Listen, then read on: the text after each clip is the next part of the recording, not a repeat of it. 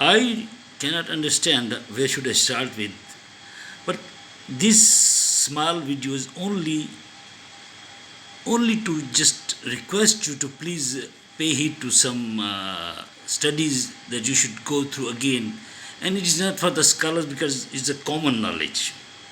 The savage red Indians we see in the Hollywood movies, by the way, Hollywood movies should be tried in the criminal courts, and these savage red Indians are belonging to the world's most advanced democracies, and more so to the only matriarchy of the world, the then world, where the women ruled.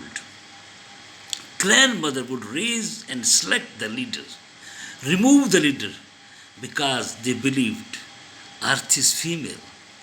Women will in charge of it.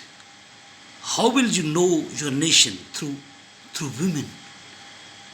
Mother will select leaders who are not politicians.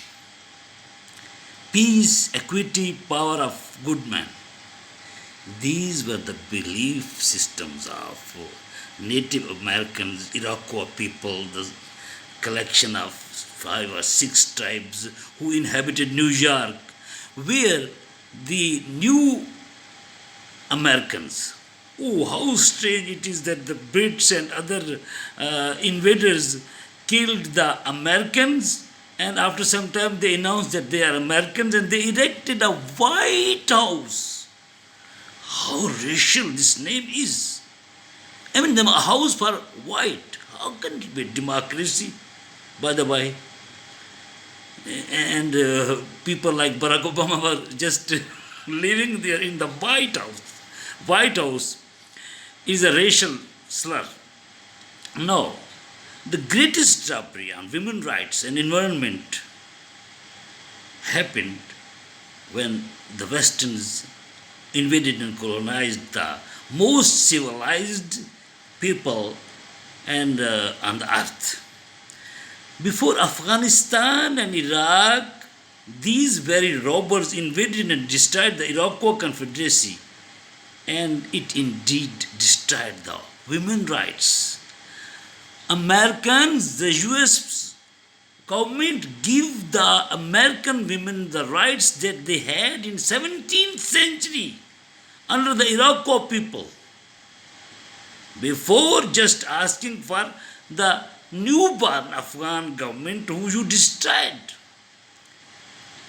I'm reading an excerpt from my article which I wrote in 2014, 7 years ago.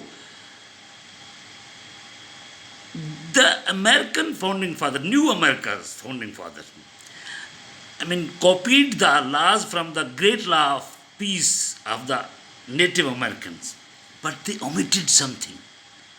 And that something would have made a different world. First of all, there was the 7th generation principle that stated that chief considered the effect of their decision on 7 generations in the future. Well, if the Bushes and other people would just consider the effect on 7 generation of the Iraq war or other wars or dropping nuclear bombs, what would have happened? The role of women, clan mothers chose candidates who are male as sachem, political leaders. The women maintain ownership of land and homes and exercise veto over any council action that may result in war. The women can also impeach and expel any leader who conducts improperly or loses the confidence of the electorate. Then the women chose a new leader. So what happened? What happened? It was in the 18th century Iroquois League. And when did the American women got the vote to right to vote? Goodness. When they got the right to vote in 1920, after many centuries, some American senators said, it's too much.